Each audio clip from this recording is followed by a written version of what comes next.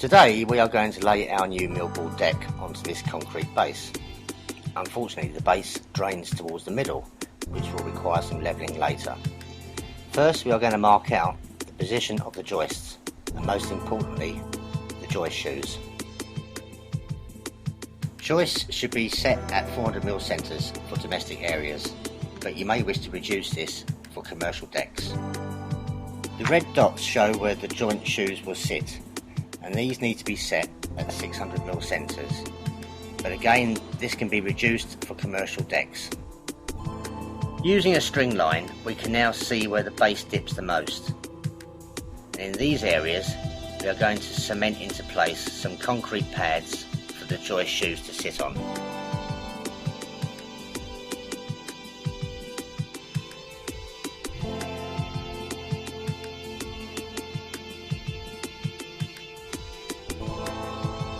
Now we can start positioning the joists. You can choose between either timber or the recycled plastic subframe called Plas-Pro. Timber will be cheaper, but may not be as straight as the purpose-made Plas-Pro joists. Personally, I would have preferred the Plas-Pro as it makes the levelling of the deck a lot easier. To take up some of the more minor level discrepancies, the use of 3mm rubber spacers is recommended. These can either be fitted inside the joist shoe or underneath, as shown here. Now that everything is level, we can now start fitting the decking boards, starting with the edging board.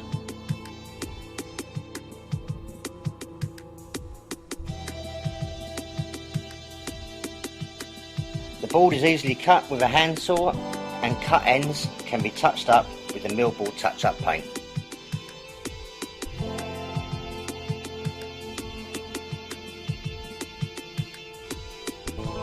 Boards should be screwed twice as they pass over each joist, and each screw should be sunk about 5mm below the deck surface.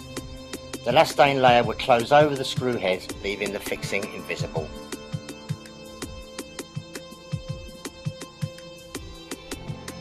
Perfect.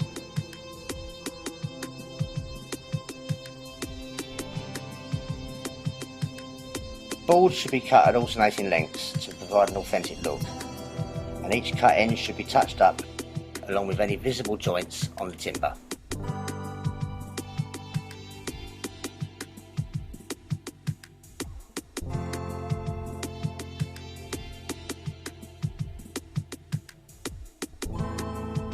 And now the last board drops into place, leaving a beautifully finished garden deck which really does look like timber and is soft to the touch.